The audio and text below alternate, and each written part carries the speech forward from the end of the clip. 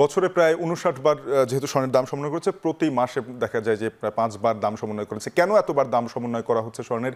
যেই দামটি বাড়লো তাতে ব্যবসায় কি ধরনের প্রভাব পড়ছে, এ নিয়ে আলোচনা করার জন্য আমাদের সঙ্গে যুক্ত হবেন বাংলাদেশ জুয়েলার্স অ্যাসোসিয়েশনের standing committee on pricing and price monitoring এর চেয়ারম্যান জনাব মাসুদুর রহমান। তাকে আমরা স্বাগত জানাচ্ছি। আপনাকে স্বাগত জানাচ্ছি। প্রথমেই জানতে চাচ্ছিলাম যে এতবার এত ফ্রিকুয়েন্টলি স্বর্ণের দাম বাড়ানো কমানো কেন? আপনাকে টিভির সকল দর্শক শ্রোতাদেরকে অভিনন্দন জানাচ্ছি।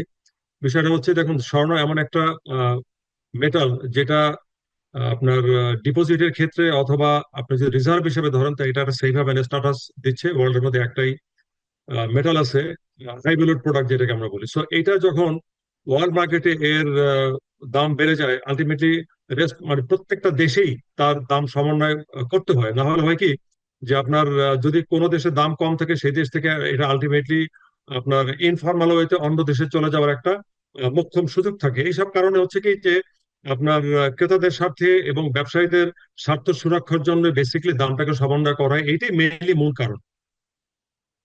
যে স্বর্ণ সঞ্চয়ের একটি বড় মাধ্যম, পাশাপাশি আভিজাত্যর একটি মাধ্যম, এবং দেশীয় সংস্কৃতিতে এর একটা প্রচলন রয়েছে, বিশেষ করে বিয়ে থার এই মৌসুমে। তো সেখান থেকে আসলে এই মৌসুমে যেহেতু দাম অনেকটা বেড়ে গেছে গত বছরের তুলনায়, স্বর্ণের বিক্রি কেমন হচ্ছে জানাবেন? জি, বিক্রির বিষয়টা হচ্ছে যে আমরা যদি গত 2 মাস আগে দেখি, তাহলে আমাদের বিক্রিটা আপনার আমি বলবো যে বিলো 60% ছিল। বাট নভেম্বর মাসে আমরা দেখেছি যে বিক্রিটা কিছুটা উঠেছে, যেহেতু বিয়ের মৌসুম শুরু হয়ে গেছে। এখন ধরেন যারা সচ্ছল শ্রেণী আছেন তারা কিনতে পারছেন, এটা তাদের কোনো বাধার বিষয় না। বিষয়টা হচ্ছে আমাদের দেশে আপনার মধ্যম শ্রেণীর যারা আছেন বা উচ্চ মধ্যবিত্ত যারা আছেন, তাদেরকে কনসার্ন করে যদি আমরা বলি, তাহলে সেটা আস্তে আস্তে আপনার একটু উপরের দিকে যাচ্ছে। এখন সেলটা আমরা দেখছি কিছুটা বেড়েছে, সামান্য। তো আশা করছি যে আমরা স্বর্ণের দাম বাড়লেও তো আমাদের একটা আশা থাকবে, যেহেতু বিয়ের মৌসুম, মানুষ তো আসলে কিনবে। আসলে যদি কারো 5 ভরি প্রয়োজন হয়, সে 2 ভরি বা 3 ভরি দিয়েও তো তাকে আপনার বিয়ে শাদীর যে প্রয়োজনটা সেটা মেটাতে হবে। সেই মেটাতে গিয়ে আমরা দেখছি যে কিছুটা সেল আমাদের বুলুম হচ্ছে। অন দি আদার হ্যান্ড, আমরা আরেকটা জিনিস লক্ষ্য করেছি যে স্বর্ণের দাম যেহেতু বৃদ্ধি আছে, সেহেতু আমাদের হোলসেল মার্কেটে আমাদের তথ্য পেয়েছি, সেখানে আপনার সেলটা ভালোই আছে, খারাপ না। কারণ মানুষ যেহেতু ক্রেতা সাধারণ বুঝতে পেরেছেন যে gold is a safe haven status দিচ্ছে, লং টার্ম ইনভেস্টমেন্টের ক্ষেত্রে লস নেই। এটা আপনার যখন গোল্ডের দাম বেড়ে যায়, তখন আপনাকে শর্ট রিটার্নটা খুব ভালো দেয়। সো ব্যাংকের ডিপোজিট থেকে যে টাকা আসবে, তার থেকে ভালো ইনকাম এখান থেকে করা যায়। সেই হিসাবে দেখছি যে আমরা এখন আমাদের দেশের ক্রেতা সাধারণদের সচেতনতা আসতে শুরু করেছে, যে আমরা যদি সেইভাবে স্ট্যাটাস বেচ করে যদি গোল্ডের একটা ইনভেস্টমেন্ট করে রাখি, এটা আমাদের কোনো অর্থাৎ লস হয়। সঞ্চয়ের ক্ষেত্রে আসলে অনেকেই আগ্রহী হতে পারেন, সেক্ষেত্রে তাদেরকেও উৎসাহিত করার জন্য, এবং পাশাপাশি বাজুসের যেহেতু আমরা জানি যে প্রায় 40,000 পরিবার রয়েছে যারা স্বর্ণের কারিগর এবং বিভিন্নভাবে অলংকার তৈরি করছেন, এর সাথে সম্পৃক্ত, এই যে শিল্পটাকে এগিয়ে নিয়ে যাওয়ার জন্য যেহেতু সংস্কারের হাওয়া বইছে চারিদিকে, সেক্ষেত্রে আপনাদের কোনো ধরনের চাওয়া প্রত্যাশা রয়েছে কিনা? জি, এটা একটা গুরুত্বপূর্ণ প্রশ্ন আপনি করেছেন। আমরা দেখেন, বিগত 2001 সালের স্ট্যাটাস থেকে যে শুরু করি, আমাদের প্রেসিডেন্ট জনাব সায়েন্স আনবিরের নেতৃত্বে আমরা কিন্তু এই জিনিসগুলো গভর্নমেন্টের কাছে পৌঁছানোর চেষ্টা করেছি, এবং আমরা অনেকবারই প্রস্তাবনা দিয়েছি যে আমাদের বর্তমান যে 18টা লাইসেন্স দিল, ইম্পোর্ট লাইসেন্স, বাংলাদেশ ব্যাংক সাথে একটা ব্যাংকে লাইসেন্স দিয়েছিল, 19টা লাইসেন্স। তাদেরকে গোল্ড আনার যে ক্রাইটেরিয়া ক্রিয়েট করে দিল, সেখানে দেখা গেছে যে আপনার 14 থেকে 14.5%-এর মতো তাদের কস্টিং আছে। On the other hand, baggage রুলটাকে এইভাবে চালু করে রাখা হলো যে ব্যাগেজ রুলের আন্ডারে যদি 1 ভরি স্বর্ণ আনা হয়, তাহলে 11.64 গ্রামে মাত্র 4,000 টাকা পে করলেই আপনি নিয়ে আসতে পারতেছেন। সো এই দিকটা যদি বিবেচনা আমরা করি, যে ব্যাগেজ রুলটা আসলে এই ইম্পোর্ট রুলের সাথে কন্ট্রাডিক্টরি।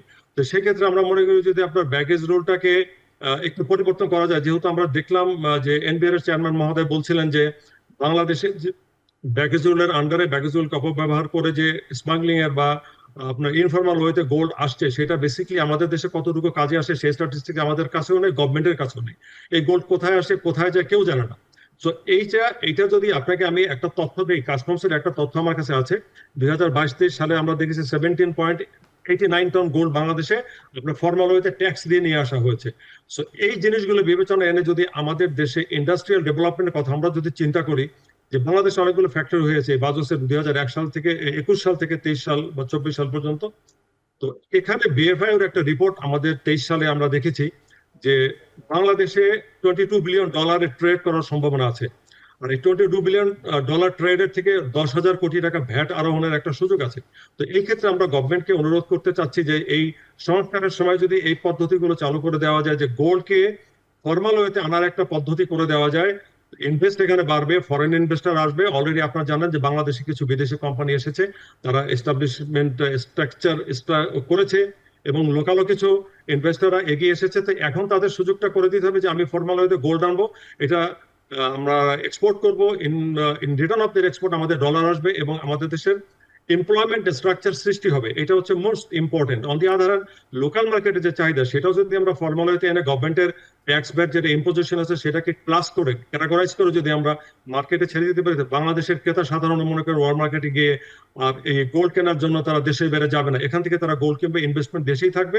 তাই মনে করি এটা আমাদের জন্য একটা সুন্দর সুযোগ এসেছে। আমরা গভর্নমেন্টের কাছে অনুরোধ করবো, পার্সোনালি এনবিআর চেয়ারম্যান মহোদয়ের কাছে অনুরোধ করবো যে আপনি সংস্কারের এই সুযোগটার ভিতরে অন্তত গোল্ডের যে বিষয়টা সেটা যদি সংস্কার করে দেন, তাহলে আমি মনে করি ফর্মাল ওয়েতে যে পদ্ধতি চালু করার সম্ভাবনা এসেছে সেটা করলে আমরা $22 বিলিয়ন ট্রেডের একটা সুযোগ পাবো এবং দেশ ডেভেলপমেন্ট হবে। এটাই আমরা প্রত্যাশা করছি গভর্নমেন্টের কাছে। জনাব মাসুদুর রহমান, আপনাকে অসংখ্য ধন্যবাদ আমাদের সঙ্গে যুক্ত হয়ে আপনারা সেই গুরুত্বপূর্ণ দাবি দাওয়াগুলো তুলে ধরার জন্য। আমরা শুনছিলাম যে যদি বৈধ পথে স্বর্ণ দেশে আনা বা ফর্মাল ওয়েতে স্বর্ণ দেশে আনার প্রক্রিয়াটি আরও সহজতর করা যায় এবং ব্যাগেজ রুলের ক্ষেত্রে কিছু পরিবর্তন আনা হয়, সেক্ষেত্রে সরকারের বিপুল পরিমাণের রাজস্ব আহরণের সম্ভাবনা তৈরি হতে পারে।